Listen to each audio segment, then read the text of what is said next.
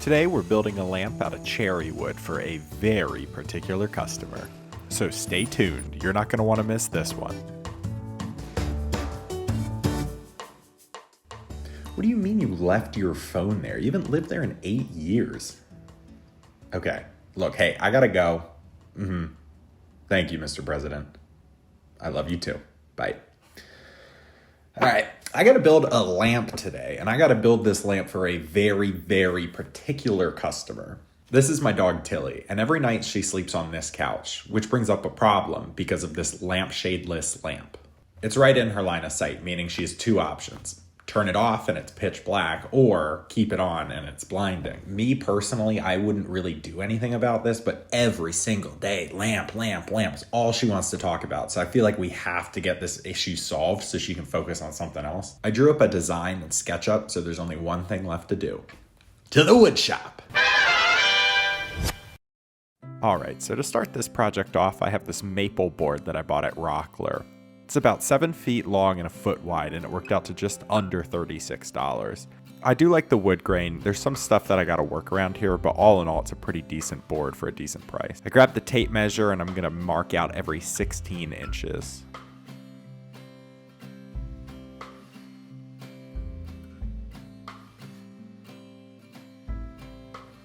Once I got those set, I'm gonna grab the T-square and just draw a straight line so I know where to cut.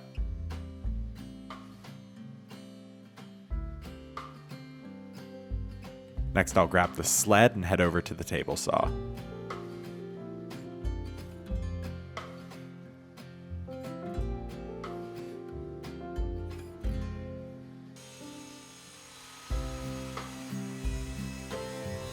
So these are rough cuts, so I don't need them to be exactly precise, but as close to the line as possible.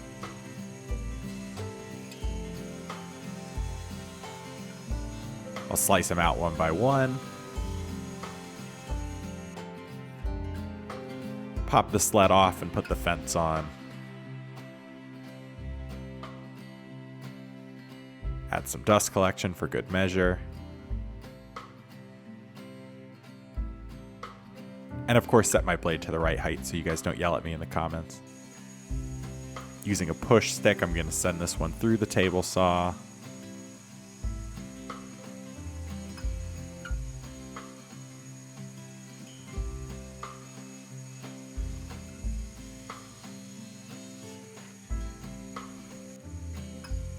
And then repeat that for the other 3 boards.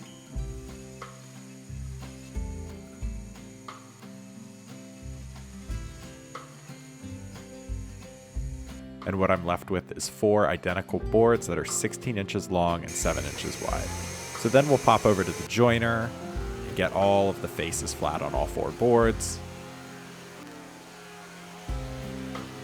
And then do the same for the edges.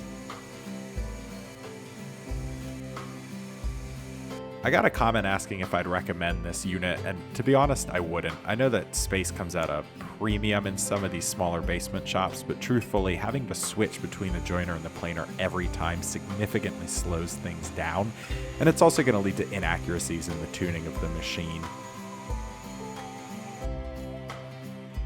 Next thing I know, I have 6 slices of boards that are all equal depth. What would it be? Width? Not width. Thickness. So then I'll head back over to the table saw where I can get my cuts to the exact width of 5 inches.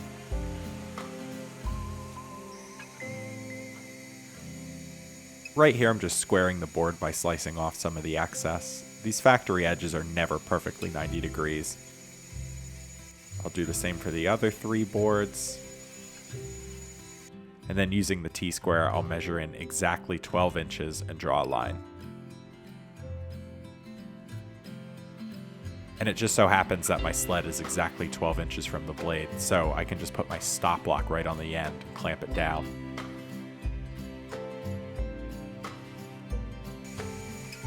I'll slice 1 and then repeat the cuts for the other 3.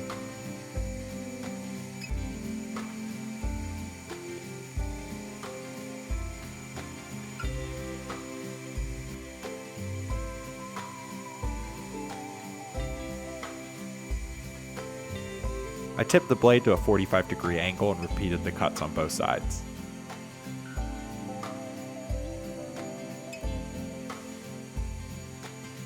1, slice 2.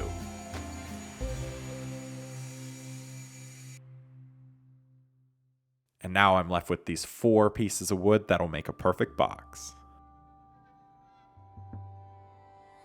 Whenever I'm making a box, I like to do the masking tape miter thing that I've seen on YouTube. But I don't really have any masking tape, so I use this painter's tape, which is a little bit weaker because it's for like more fine edges, but if I use enough, it gets the job done.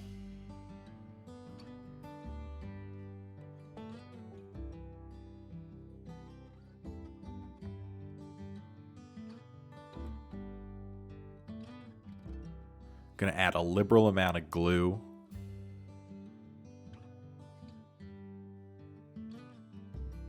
And spread it nice and even.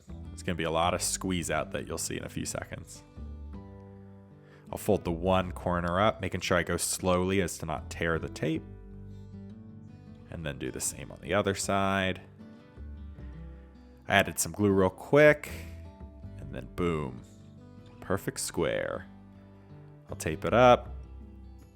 And again, the tape is just acting as a clamp. It's a cheaper way than buying a bunch of corner clamps.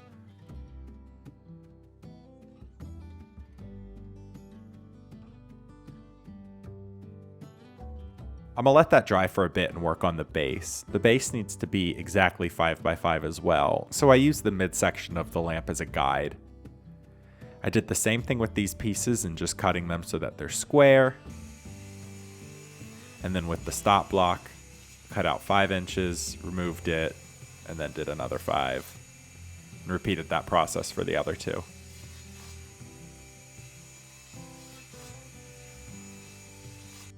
Then it's the same principle as before with the 45-degree cuts.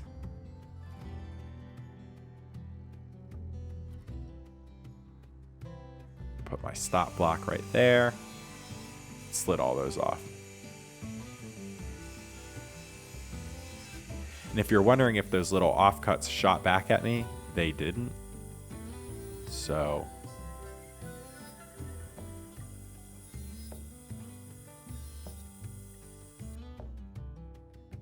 and now you're starting to get the picture. Same process as before. Tape up all the corners. Add some glue.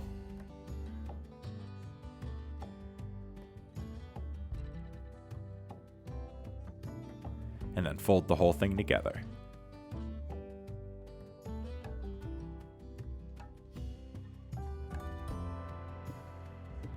For this smaller one, I like to use this 90-degree angle jig that I made just so that it glues evenly. While that dries, I'm just going to rough cut out the top, which is again just a 5x5 slice. And I still got a bit of time left, so whenever I have free time, I like to use it to just kind of clean up some of the shop. I like to keep the shop as neat as possible, and when you're doing a project, it can easily get out of hand, so I like to just take some time every once in a while and sweep up all the sawdust so I'm not tracking it everywhere, organize my tools, and get everything back to the way it is. It just gives me peace of mind.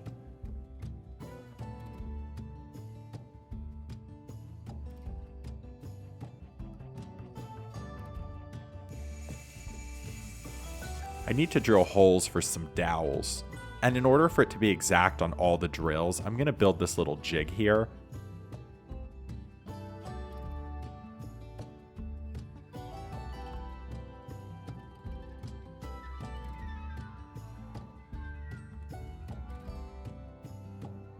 As you can see, I'm finding the center, and then I'm measuring in 3/8 of an inch from all 4 sides.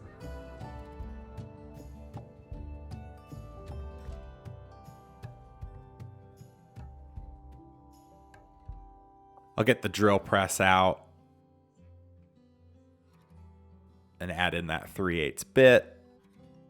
And before I go onto the jig, I like to just test it out in the wood just to make sure that it's the right size.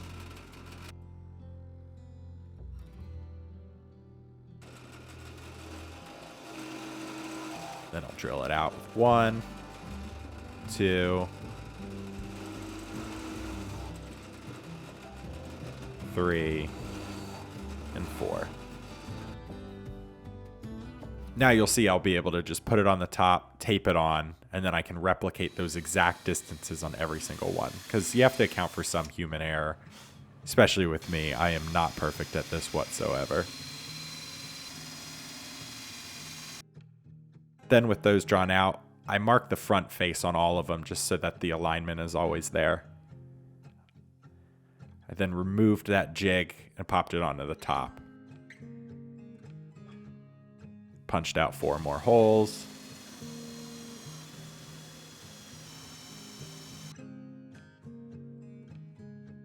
And then repeated that process with the bottom.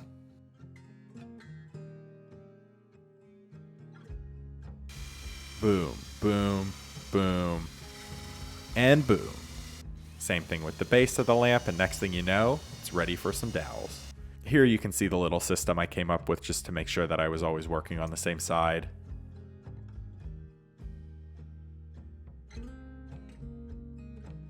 Before I put all the dowels in, I need to do just one, because I need to run a wire up this one. I went over to the drill press and got the 1/4-inch drill bit. I lined it up with the dowel, clamped the workpiece down, and then ever so slowly, making sure I checked all sides, I just drilled right through this. This will allow me to hide the wire up into the lamp. Next up, everybody's favorite task, sanding. And I know what you're thinking. This lamp looks different than when we glued it. I have no idea why, but I forgot to film myself making these cuts, which again is probably a good thing because it didn't necessarily look super safe while I was doing it, but I used the table saw and just accurately measuring between every cut, I was able to get these cuts.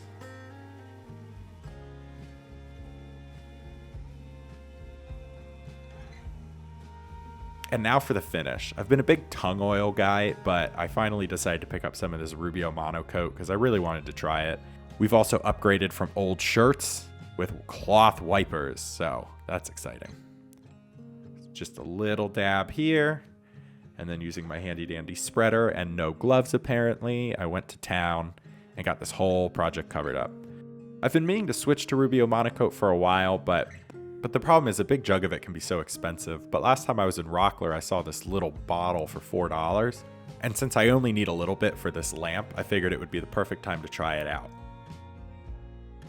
Then after about 15 minutes, I wiped it down with these cloth rags. I know you're supposed to buff it in, but I don't have any buffer pads, so just using the cloth and some grit. All right, so I got the Rubio monocoat on the lamp. It's been about 5 days just to let it really cure. So now I'm gonna wire it up with this little LED strip kit. I got this at Home Depot and it was only $5. So I'm pretty excited about this. So let's get this all set up. So that's the LEDs. Here's the power, the remote. I snipped the wire down and then frayed all the wires out here.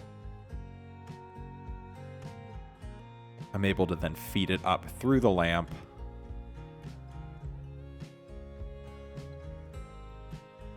Little glue, little glue, little glue.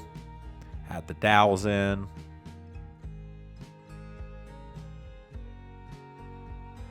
Same thing on the other side. I fed the wire up into the body of the lamp and then was able to attach the base. Very carefully, I tapped it in. Now with the wire fed through, I snipped it, soldered, and added the heat shrink.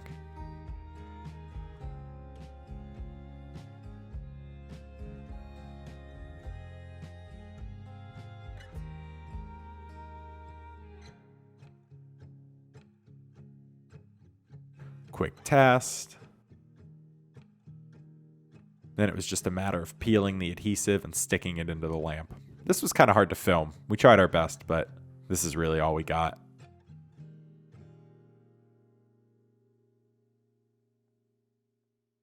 Add a little glue to the top.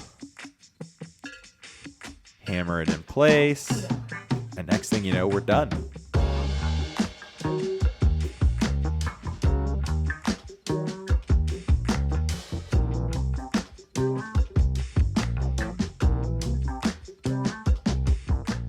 Oh man, look at this lamp.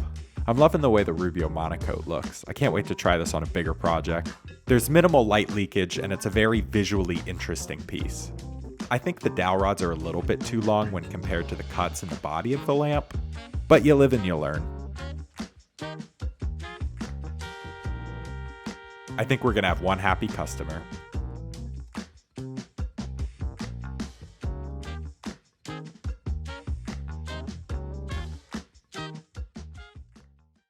We're gonna kill the light and then plug this in. You ready?